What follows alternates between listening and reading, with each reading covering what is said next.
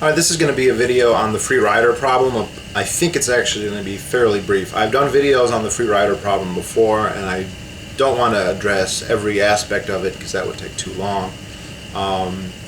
But just real quickly, states obviously do not solve free rider problems because there are free riders in states, but just beyond that, I'm recently reading this book, Law's Order by David D. Friedman. And if you are an anarcho-capitalist who is primarily read up in the Austro-libertarian tradition, good for you. You know, I'm definitely an Austro-libertarian. I'm a Rothbardian, Mises all the way. But for a firmer base and for better understanding, I would highly recommend reading outside of that. And if we're talking about anarcho-capitalist writers outside of the Austrian tradition, the biggest name, and I think next to Murray Rothbard, the biggest name totally would be David D. Friedman. He has several books. The one that's explicitly about anarcho-capitalism is The Machinery of Freedom, which I just yesterday took the time to buy.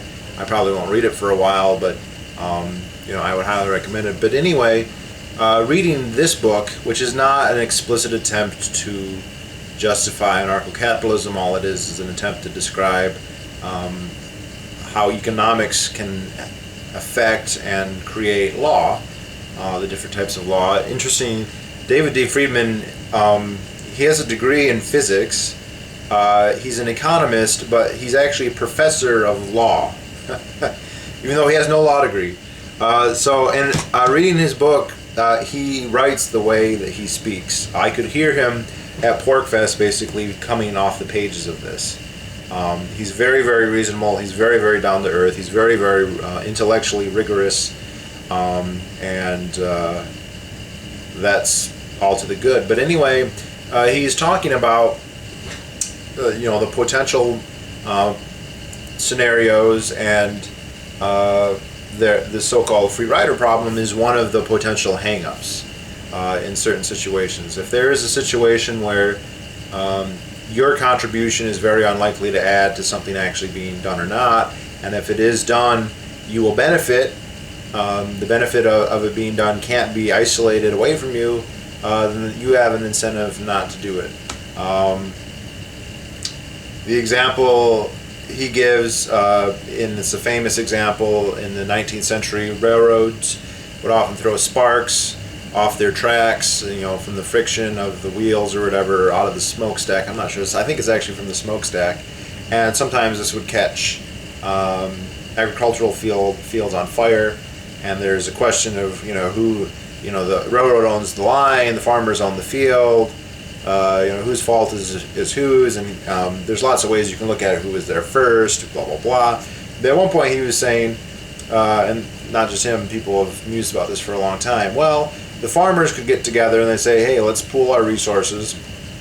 The railroad company can't afford or is unwilling to put in some kind of screen in the smokestacks that will prevent this. But if we pool our money, we'll be able to do that. We'll be able to buy it for them, and then all of our fields will be safe. But then you think. You rationalize, well, I could pay $100 like everybody else and get it done, but if I don't do that and they still pay for it, my field will be protected just the same, so I'm incentivized not to do it. There's no way for them to put a screen in there and you know, remove the screen when they're passing your field and then put it back. I mean, it's possible, but it would be totally impractical. And that's just an example. Another one, probably more common in debates about you know, free society, anarcho-capitalism, is defense. The allegation is that if you or I start preparing for defensive, you know, for defensive action, we invest in defensive machinery and we train ourselves, you know, we'll go through all that expense, we'll defend ourselves, but then we'd be defending other people as well who didn't expend all that money and effort, and so there's no incentive for us to do it. Now, I think there's big problems in the defense one because there is actually a high degree of excludability in defense. If I have a bomb shelter, if I have your supply of food, if I have martial skill and martial knowledge, and I have a group of people that I can and do coordinate with, we have a greater advantage because of that than does other people who are not explicitly involved. They wouldn't have the shelter, they wouldn't have the food, they wouldn't have the backup necessarily. So even if they got some benefit, they wouldn't get as much. And even more, a real world demonstration of this is guns, gun ownership and gun rights. When a lot of people own guns, the crime rate goes down, and people who don't own guns benefit from that. Types of crime that there are types of crime that do not happen in areas where there's high per capita gun ownership rate, especially hot break-ins, which are basically exceptionally rare in the United States. And when they do happen, they happen in areas with low guns per capita. And you could argue, well, why do I need to buy a gun? Because the chances that I'll need one are pretty low, and the fact that other people have them mean that there's actually reduced crime. There's a positive externality that I don't have to pay for, and so logically then no one will own a gun, and it's just not true. Lots of people own guns. But reading his book, it just made me think that I think that the free rider problem is actually something that happens. I think there are situations where the free rider problem happens, and here's a good one, that if you pay attention to YouTube, Ben Swan, who is a fantastic essayist and media reporter and investigative journalist, just an amazingly articulate, well thought out, fair, honest guy, right? He's trying to do his, what is it called, Freedom and Media project or whatever, and he was trying to crowdsource it. And he was saying, I want to make 100 and whatever episodes. And he wanted something like $1.5 million or $1.2 million. And he was able to actually raise a lot of money, or people promised to pay upwards of $250,000. But think about it. I would love to watch what he produced, and I didn't really even know, but I did not offer any money. And like, the incentive is, why should I? It's whatever he produces, he's gonna make it mass available. Maybe people who contributed, he'll give them something special, like his email address, or I don't know, he'll let them ask questions. But people who don't spend anything, the whole point of that venture is to put it out there. And so there's an incentive to not donate. And there's other situations, downloading music versus artists. But I think that it becomes absurd in a number of scenarios, which are usually the scenarios that people think are what justifies the state. So here's the situation. Here's an argument. See if you ever heard this before. You want a free market in healthcare, and people will say there won't be any price competition, and the prices won't go down because when you need a medical procedure, you have to have it or you'll die. Now, ignoring for the fact now that the majority of medical procedures are not either that or death, although they're usually not that, but sometimes they are. So let's just assume that it's the case where it's fatal. It's you or death. Do you think people? You hear that argument all the time. You then hear people say, if we were to somehow have if you're paying for your, to extend the argument, if you are paying for your life-saving surgery, would also pay for other people's life-saving surgery, would you then say, no, I'm not going to do it? You understand? So if I say, man, I will die, or I'm going to die if I don't get this surgery, but on the other hand, if I pay to get this surgery, then that doctor will give that surgery to other people. I don't want to pay for other people to get it free, so I'm just going to hope somebody else pays for him and just roll the dice. Granted, it's not a perfect analogy because medical services are excludable, but I think it's or here's another one. You're on the Titanic. The Titanic is sinking. You've got an hour before you're all going to freeze to death, and you go and you start either building a life raft or prepping one of the lifeboats. You're cutting all the rigging, and you think, wait a sec, I'm going to work my ass off, cutting the rigging, getting all sweaty, focusing on this, and there's people standing on the deck, and they're just going to jump on the boat, as soon as it's ready. And that's bullshit. I don't want them to just get on it for free after I did all that hard work. So, you know what? I'm just going to stand on the side of the deck as well, and you know, someone else, some other sucker will get the boat ready, and then I'll jump on. No, nobody. I mean, people are not going to think that. And here's the distinction. I think the free rider problem applies in situations where people are willing to risk the chance of not getting what it is that they want. So yeah, I can live without Ben Swan's videos, as great as they are. You know, I can live without downloaded music because of the incentive problems there, whatever. If I think I'm going to die if this service is not provided, or even not that, just severe bodily trauma or something else, some other very high negative result, I'm not going to give a shit if other people are going to benefit from the fact that I'm producing for that. So if I think that there's a high likelihood of a violent invasion of the area that I live, whether I live in a state or not, and I think that I would be better off resisting that assault, I am not going to say I'm not going to do it because some of my neighbors might, not only will they not help, but they'll be indirectly helped by me defending myself. So I'm just going to go ahead and let myself be attacked. No, I'm not going to let myself drown or freeze to death in the Atlantic Ocean because the chance of my efforts to free up the life raft or whatever will help other people who don't help.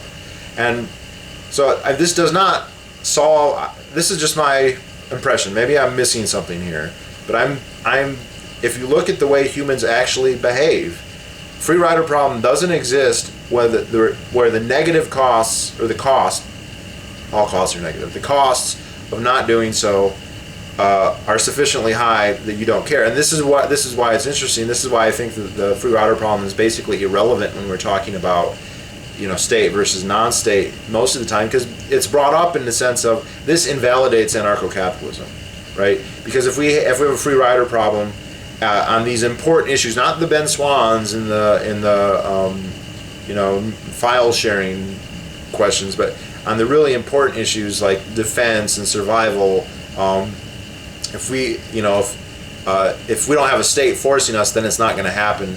And so, you know, that's a legitimate critique, and I don't think it is, because if it's something that people are actually going to die, or they perceive themselves as going to die from it, then they're not going to care if other people get a free ride. And if they don't perceive that it's that fatal, then it's an open question whether it is, and if they don't perceive it, why would the government perceive it? That becomes a separate question. You know, there's the you don't think it's that dangerous, it turns out it really is, but then you're assuming that the government's going to be able to accurately predict what dangers are and what aren't. And the track record of the government's pretty bad. Not only do they tend to become very, very angry and upset and preach about the threat from things that aren't threats, like terrorism or the USSR,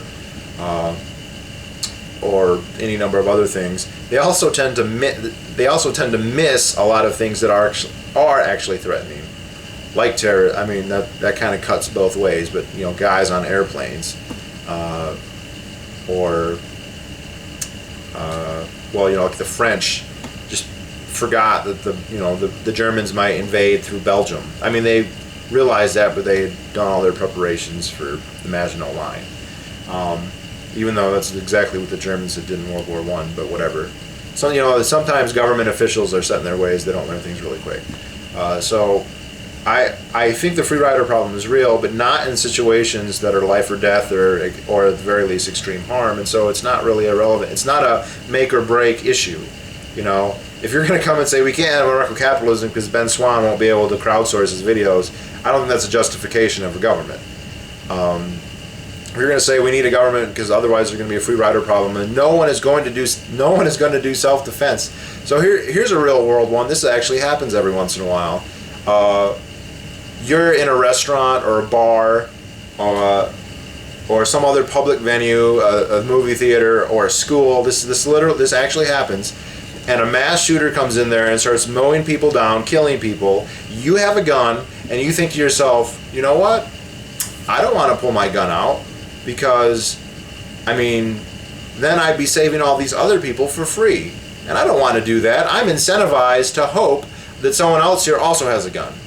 And then they'll spend the bullet, and they'll be the one who's the target, and then I'll live, and I'll not even have to waste that 9mm bullet. Or the legal ramifications. And there actually are strong, because of the government, there are strong disincentives for even using legitimate self-defense. I was talking to a legal immigrant at PorkFest, and he was telling me, at his gun training, they basically say, look, even if you do it completely legitimately, the government is going to come down on you. There's going to be a criminal trial. Even if you get acquitted, there's going to be a civil case. And even if you get acquitted of that, at the end of the day, you're out $50,000 minimum. And that's assuming you win. But it's completely absurd. Nobody is going to sit there and say, "Oh, I don't want to help everybody because I don't want to save myself because saving myself would entail saving these other people." What you're going to do is you're going to pull out your gun, whether you or not you think anyone else in the room possibly could, and you're going to defend yourself. And if you're going to die in a sinking ship, or you're going to starve, or you're going to die from a medical condition, you are not going to care if you're going to generate a positive externality that's going to pay for other people to do it for free. You're going to do it anyway.